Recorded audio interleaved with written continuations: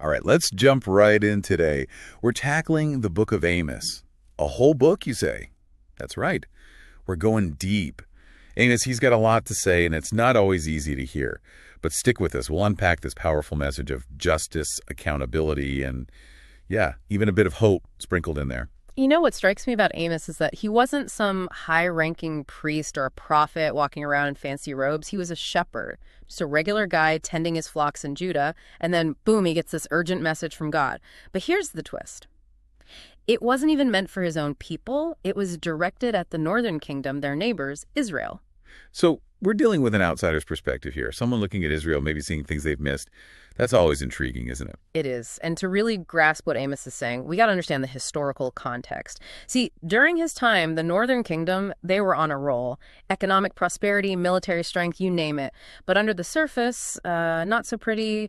Social injustice, moral decay, things were festering. Okay, so let's get specific. What injustices was Amos calling out? Give us the dirt.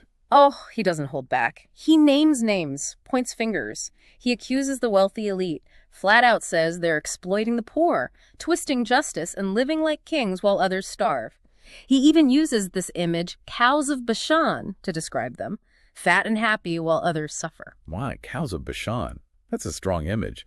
Yeah. Let's think, if Amos were around today, what would he say about the gap between the rich and poor? All right. You hit the nail on the head. That's a question we should definitely explore further.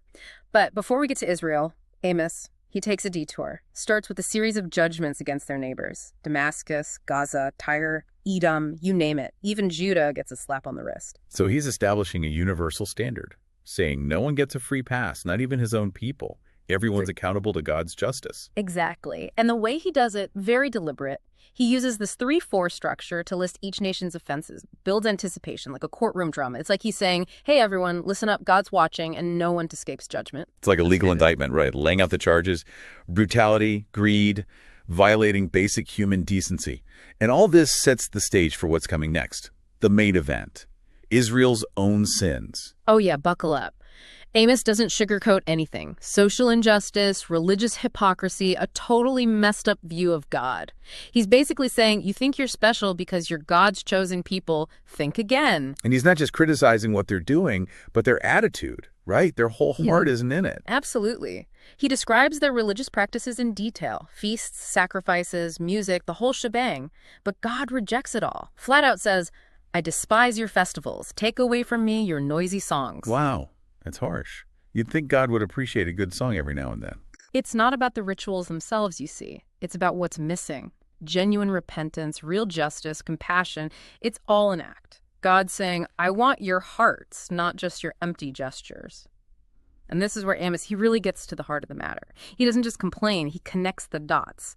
Israel's disobedience, he says, it's directly linked to the bad stuff happening around them. You know, the droughts, famines, plagues, military defeats, all that. It's not just bad luck.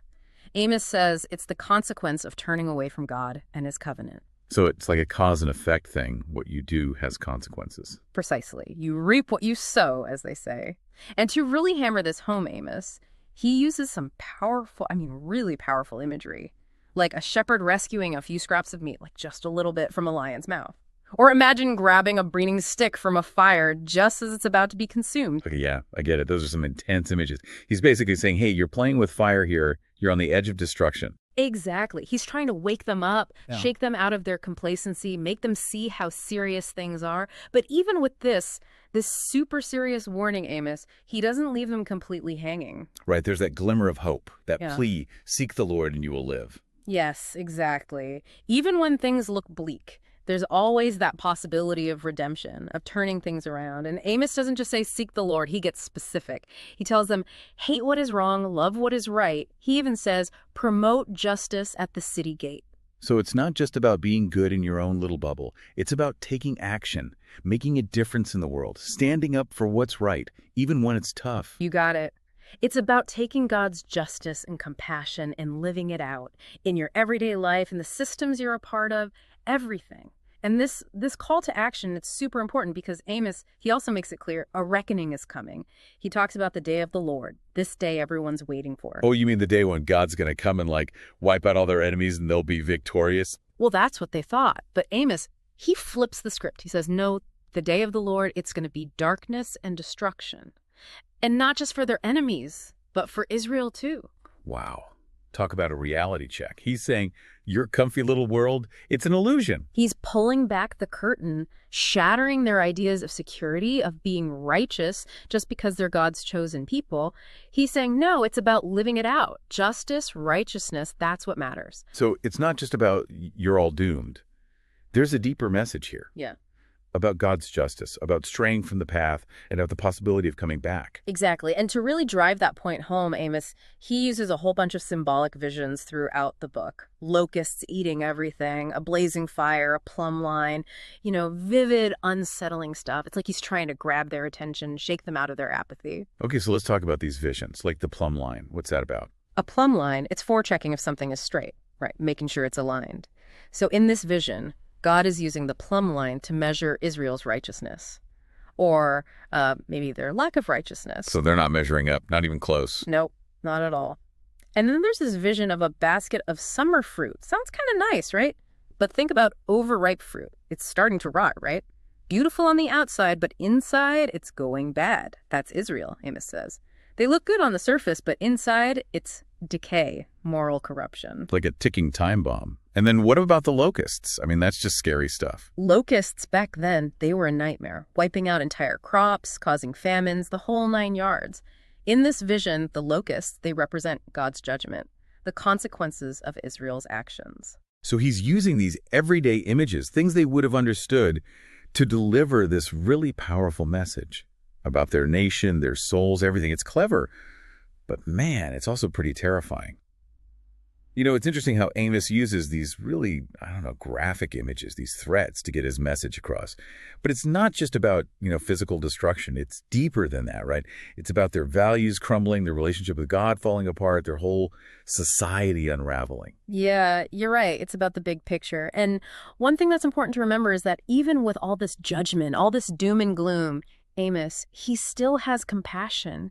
He actually pleads with God to spare them. Really? So it's not all fire and brimstone. Yeah. There's a little bit of, mercy mixed in there. There is. In one vision, he sees those locusts, the ones devouring everything, and he cries out to God. He says, "Sovereign Lord, forgive Israel. How can Jacob survive? He's too weak." It shows you, even though they're messing up, Amos still cares. He's holding on to this hope that maybe, just maybe, God will change his mind. So he's torn, right, between this message of you're doomed and this plea for mercy. Must have been tough. Oh, absolutely. And it shows something important about God's judgment. It's not random, it's not like God just wakes up in a bad mood. It's always a consequence, a reaction to their choices. But even then, even when things are bad, there's always a chance to turn things around if they're willing to change. Okay, so what does that look like, this turning things around? Does Amos offer any kind of, happy ending?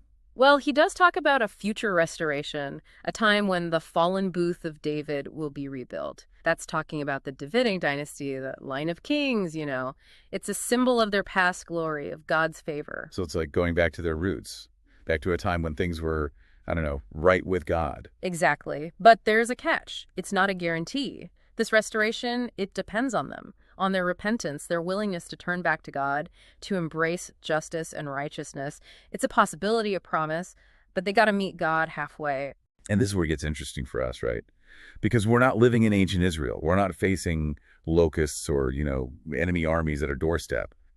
But his message, it still matters, doesn't it? It does, because while we might not have literal locusts, we have our own versions. When we ignore injustice, when we look away from suffering, when we put our own comfort above the needs of others, it's like we're inviting those locusts into our lives, our communities, our world. So it's not just an ancient history lesson.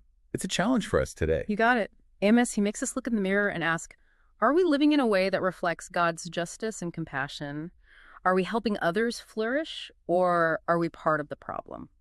Big questions, but important ones. Yeah. If Amos were here today, what would he say? What would he challenge us to change? That's something to think about. That's the heart of it, really. It's not just about understanding Amos. It's about letting his message sink in, letting it change us, challenge us, and, even inspire us to do better, to be better. Well, thanks for joining us on this deep dive. It's been a journey, that's for sure. The book of Amos, it might be old, but its message is still loud and clear. We've got a lot to learn from it. Thanks for listening.